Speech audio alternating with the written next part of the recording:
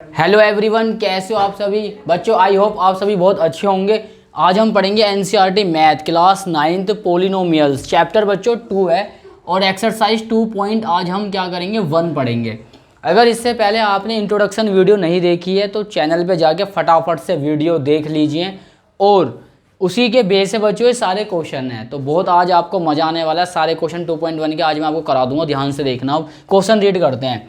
Which of the following expressions are polynomials in one variable and which are not? ये कह रहे कि नीचे जो आपको कुछ पोलिनोमियल्स दिए गए हैं उसमें वन वेरिएबल वाले, उसमें कौन पोलिनोमियल है और कौन नहीं है। ठीक है, state reason for your answer, और आपको ये रीजन के साथ बताना है। तो मैंने इंट्रोडक्शन में आपको प्यारे बच्चों बताया था कि देखो, अगर 4x² - 3x + 7 अगर एक नॉर्मल इक्वेशन है और उसकी पावर होल नंबर में है, पावर किस में है बच्चों, होल नंबर में, तो वो पोलिनोमियल होगा। ये पोलिनोमियल है। ठीक है, तो लिख सकते हो पावर इज होल नंबर की पावर होल नंबर में है तो इट इज़ पोलिनोमियल। सेकंड वाले में हमने क्या देखा, इसमें ही बच्चों वेरिएबल की जो पावर है वो किस में, या डिग्री बोलते हैं इसको, किस में है वो y² + √2 किस में है बच्चों, पोलिनोमियल इसको हम बोलते हैं होल नंबर में है। किस में, होल नंबर में। तो ये क्या होगा, हमारा पोलिनोमियल होगा। अब थर्ड वाले में देखो, हमारा जो बच्चों वेरिएबल है वो रूट के अंदर आ गया। किसके अंदर आ गया, रूट के अंदर। अब रूट बच्चों अपने आप में क्या होता है, 1/2 होती है पावर, तो इसको हम इस तरीके से भी लिख सकते हैं ना। और देखो, अगर आपकी डिग्री या फिर पावर फ्रैक्शन में है तो पोलिनोमियल नहीं होगा। इंट्रोडक्शन में मैंने ये सब चीज़ें क्लियर कर दी हैं आपको, लेकिन मैं यहाँ भी आपको रिपीट कर रहा हूँ कि अगर आपका वेरिएबल रूट के अंदर है या उसकी पावर फ्रैक्शन में है तो पोलिनोमियल नहीं होगा। It is not polynomial. ठीक है प्यारे बच्चों। अब ये वाला देखना, इसमें हमारा वेरिएबल क्या है बच्चों, नीचे है। यहाँ y की पावर 1 है, अगर मैं इसे ऊपर लेके जाऊँगा ना तो 2 की पावर -1 इस तरीके से हो जाएगा। और मैंने आपको बताया था कि जो हमारी डिग्री है, जो हमारी पावर है, वो होल नंबर होनी चाहिए। होल नंबर बच्चों नेगेटिव नहीं होते। नेगेटिव क्या होता है, इंटीजर होता है। तो इसलिए ये भी पोलिनोमियल नहीं है। x की पावर 10 + y की पावर 3 + t की पावर 50 ये पोलिनोमियल है, क्योंकि सभी बच्चे किस में, होल नंबर में है। सभी डिग्री सभी पावर किस में, होल नंबर में। ये पोलिनोमियल है, लेकिन ये किस तरीके का पोलिनोमियल है, 3 वेरिएबल वाला, क्योंकि इसमें 3 वेरिएबल यूज हो रहे हैं अलग अलग। ठीक है, तो इट इज़ पोलिनोमियल 3 वेरिएबल। तो बच्चों ये वाला आपका पोलिनोमियल है। आई होप आपको समझ में आया होगा। आप क्वेश्चन नंबर 2 करेंगे, नोट कीजिए। क्वेश्चन नंबर 2 स्टार्ट करेंगे बच्चों। Right the coefficient of x²। कह रहे x² का कोफिशिएंट आपको लिखना है in each of the following. जो भी आपको फॉलोइंग है, जो भी आपको नीचे दिए हुए हैं, उनमें आपको x² का कोफिशिएंट लिखना है। बच्चों कोफिशिएंट होता क्या है, पहले ये सुनना आप ध्यान से। मान लो मैंने कहीं पे लिखा इस तरीके से 4x, तो इसे 4 × x भी लिख सकते हैं। तो बच्चों जो x के साथ मल्टीप्लाई में होगा ना, x के साथ, वही क्या होगा, उसका कोफिशिएंट होगा। तो कोफिशिएंट यहाँ पे क्या है प्यारे बच्चों, 4 है। तो हम लिखेंगे कोफिशिएंट ऑफ x = 4। लेकिन हमसे किसका पूछा है बच्चों, x² का। सपोज करो कहीं पे ऐसा आ जाए लिखा हुआ -x, तो बच्चों यहाँ पे ना कोई डिजिट नहीं है, तो जहाँ कुछ नहीं होता इसको ऐसे भी तो लिख सकते हैं। देखो ये अब भी 1x है और 1 लिख दिया तो ये अब भी 1x है, तो हम इसको ऐसे लिख सकते हैं। अब x का मल्टीपल यहाँ पे कौन है, ये -1 है, तो यही x का क्या है बच्चों, कोफिशिएंट है। जो उसके आगे होगा वही उसका कोफिशिएंट होगा।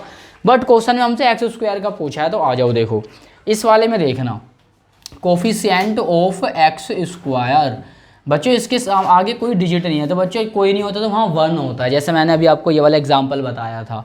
इस वाले में क्या हो जाएगा प्यारे बच्चों, कोफिशिएंट ऑफ x² -1 हो जाएगा, क्योंकि 1 तो आएगा यहाँ से और साथ में माइनस भी आएगा। यहाँ पे कोफिशिएंट क्या होगा x² का, π/2, क्योंकि x के साथ x² के साथ π/2 है, तो x² का कोफिशिएंट बच्चों π/2 होगा। फोर्थ वाले की अगर हम बात करें, x² का कोफिशिएंट पूछा है और x² हमको दिया ही नहीं है, तो जब दिया नहीं है बच्चों तो उस केस में क्या हो जाता है, 0 हो जाएगा। कोफिशिएंट ऑफ x² = क्या, 0। क्योंकि देखो मैं इसको ना ऐसे भी लिख सकता हूँ, रूट में 2x - 1 + 0 × x², ऐसे भी तो लिख सकते हैं। तो कोफिशिएंट क्या हो गया, x² का 0 हो गया। आई होप आपको समझ में आया होगा। क्वेश्चन नंबर 3 की तरफ चलते हैं। क्वेश्चन नंबर 3 देखते हैं बच्चों, ध्यान से सुनना, ध्यान से देखना। अभी देखो, give 1 example each of a binomial कह रहे बाइनोमियल का आपको एग्जाम्पल देना है, ठीक है भाई, और डिग्री क्या होनी चाहिए 35 होनी चाहिए, ठीक है, अभी समझाएंगे कैसे होगा।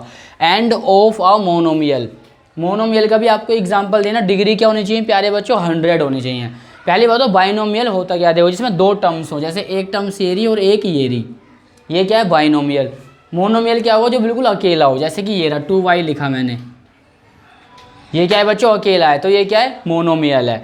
अब उन्होंने कहा बाइनोमियल का एग्जाम्पल दो, तो मैंने यहाँ पे लिखा 2x + 5, कुछ भी लिख सकते हैं बच्चों, ये हो गया बाइनोमियल क्योंकि इसमें दो टर्म्स आ रही हैं।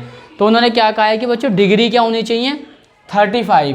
डिग्री ना बच्चों हमेशा वेरिएबल के ऊपर आती है, तो वेरिएबल के ऊपर क्या लिख दिया मैंने 35 लिख दिया, लो भाई हो गया। आई बात समझ में आपको। लेकिन एग्जाम्पल मुझे मोनोमियल का भी देना है, तो मोनोमियल में खाली मैंने y लिख दिया, चलो ऐसे करके 3y लिख दो, ठीक है। कह रहा है उसकी डिग्री होनी चाहिए 100, तो बस ऊपर 100 लिख दो, ये लो वेरिएबल के ऊपर। ये दोनों ही एग्जाम्पल हो गए, ऊपर वाला बाइनोमियल का, नीचे वाला मोनोमियल का। जरूरी नहीं है आप यही लिखो, आप कुछ भी लिख सकते हो, ठीक है, नोट कीजिए। क्वेश्चन नंबर 4 देखेंगे प्यारे बच्चों, आ जाओ ध्यान से देखो। Right the degree of each of the following polynomials.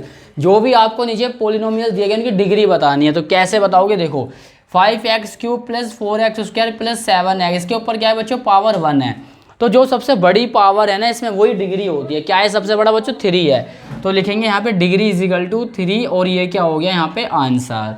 यहाँ क्या है बच्चों डिग्री 2, वेरिएबल के ऊपर पावर क्या है 2, सी को हम डिग्री बोलते हैं, डिग्री बतानी थी, तो बच्चों डिग्री यहाँ पे क्या हो गई 2 हो गई, और ये हो गया आंसर। यहाँ देखो ध्यान से, यहाँ वेरिएबल क्या है t, उसके ऊपर पावर कुछ नहीं है, तो बच्चों क्या होता है 1 होता है, t की पावर क्या है 1, तो डिग्री क्या हो गई बच्चों 1 हो गई।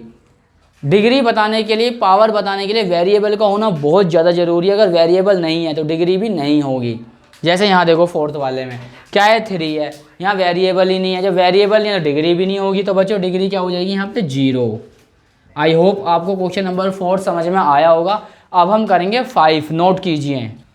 क्वेश्चन नंबर 5 देखेंगे बच्चों, ध्यान से देखना। Classify the following as linear, quadratic and cubic polynomials. कह रहे हैं आपको कुछ पॉलिनोमियल्स दिए गए हैं, उसमें हमको ये बताओ कि कौन लीनियर है, कौन क्वाड्रेटिक है और कौन क्यूबिक है। आओ मेरी बात सुनो ध्यान से, अगर x की पावर कुछ भी नहीं है यानी 1 है, तो बच्चों वो क्या होगा लीनियर होगा। अगर x की पावर क्या है 2, तो बच्चों क्या होगा क्वाड्रेटिक होगा। अगर x की पावर है 3, तो क्या होगा क्यूबिक होगा, ठीक है। अब देखो ध्यान से, यहाँ बच्चों x की पावर क्या है स्क्वायर है यानी 2 है पावर, तो मैंने क्या बताया आपको क्वाड्रेटिक होगा। अगर x की क्यूब है तो क्या होगा वहाँ पे क्यूबिक होगा। यहाँ भी देखो y की पावर क्या है 2, वेरिएबल की पावर 2, यहाँ डिग्री अगर 2 है, सबसे बड़ी वाली डिग्री काउंट की जाती है, ध्यान रखना। वैसे डिग्री यहाँ पे 1 भी है बट उसको नहीं करेंगे, सबसे बड़ी वाली डिग्री को देखते हैं, तो वो क्या है 2, तो बच्चों क्या हो गया ये क्वाड्रेटिक हो गया। यहाँ पे क्या है 1 + x है, ये तो 1 + x है, तो x के ऊपर क्या है पावर 1, और मैंने आपको बताया था 1 वाले के लिए क्या होगा लीनियर होगा, क्या होगा लीनियर। अब ये क्या है 3t, ये भी क्या होगा बच्चों लीनियर होगा। ये क्या है पावर 2, तो क्या होगा क्वाड्रेटिक। ये क्या है पावर 3, क्या होगा बच्चों क्यूबिक। आई होप आपको एक्सरसाइज 2.1 समझ में आई होगी। इससे पहले बच्चों आप इंट्रोडक्शन और कर लेना, आपको और अच्छे से समझ में आएगा। इसी तरह मैं आपको हर एक एक्सरसाइज पूरी 9th क्लास की, 10th क्लास की, 11th 12th सबकी कराने वाला हूँ, तो बने रहिए चैनल पर, ज़्यादा से ज़्यादा शेयर कीजिए, नोट कीजिए।